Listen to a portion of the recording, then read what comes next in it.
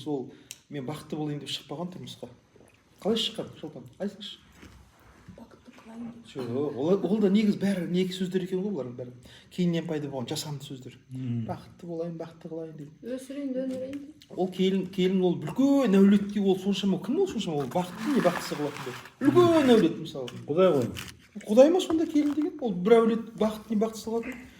Елмен елді жалғайын. Сонда келін не үшін шығады тұрмысқа? Елмен елді жалғап. Құдайдың бұйрығымен шығады екен. Түсінесіз бе? Сөйтіп айтады ғой қазақта. Құдайдың бұйрығымен келін. Келін неге тұрмысқа шығады? Құдайдың бұйрығымен. Түсінесіз бе? Не бақыт деген әңгіме жоқ қазақта.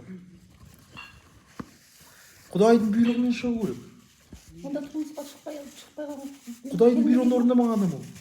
Құдайдың бұйрығын Орындамаған болады. Орындамаған болады. Шықпаса егер Құдайдың бұйрығын орындамаған. Сонда мәшһүр айтады. Әйелдің ең жаманы қандай дейді? Пұшпағы қанамаған дейді. Алла. Пұшпағы қанамаған, қазақ айтады, пұшпағы қанамаған, Құдай қаламаған шіркін деп айтады дейді. Құдай ондай әйелді қаламайды дейді. Неге? Өйткені ол Құдай тағала әйелді не үшін жаратып отыр? Өссін, адам ата мен Хауанан жұп қылып жараттық. Не үшін дейді? Өсіп өссін деп жараттық дейді. Құдайдың бұйрығы бұл, түсінесіз бе? Тұрмысқа шықтың ба? Ол бұйрық. Біз мысалы бастықтың бұйрығын ғана білеміз. Президенттің бұйрығы, министр. Одан да жоқ. Қыздар шыға алмай қалса онда бұйрық келмейді. Жоқ, ол басқа әңгіме. Ол басқа әңгіме. Шыға алмай қалды деген қазақта болмаған бұл, түсінесіз бе? Ол біз ғой өзіміз жасанды түрде проблемалар жасап алдық. Көзіміз дүниеге алып кеткеннен кейін біз Құдайдың бұйрығын ұмыттық. Бұл ең үлкен, Құдай ең үлкен ғой. Ең үлкен 18.000 ғаламның басшысы. 18.000 ғаламның иесі, соның бұйрығы бұл. Сонда қазақтың дүниетанымын қарашы, қандай саф, қандай таза. Біздің ауылда айтатын, біреу тұрмысқа шықса Құдайдың бұйрығы ғой дейтін.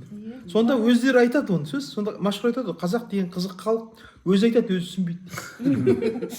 Соны айтып отыр, түсінбейді бірақ дұрыс айтып отыр. Көп сөз түсінбейді. Түсінбейді мысалы, Соны мәшһүр айтады ғой. Дінде, ғылымда, әулиешілік те қазақтың тілінде тұр дейді. Соған енді келе жатыр. Қайтадан соған келе. Міне тұр, Құдайдың бұйрығы. Қазір қара, сонда мысалы әйел адам тұрмысқа шықты ма, Құдайдың бұйрығы қандай?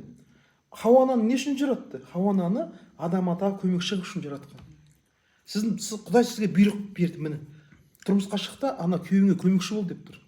Біздің әйелдер айтады, міндетсейді, мен саған 30 жыл болды тұрмысқа шыққаннан сен маған не істедің? Не істеп бердің деп. Не жақсылық қылдың? Сен неге міндетсейсің? Сен Құдайдың бұйрығын орындаушысың ғой. Дұрыс па? Дұрыс, өте дұрыс. Құдайдың бұйрығын орындаған адам міндетсіз неме екен?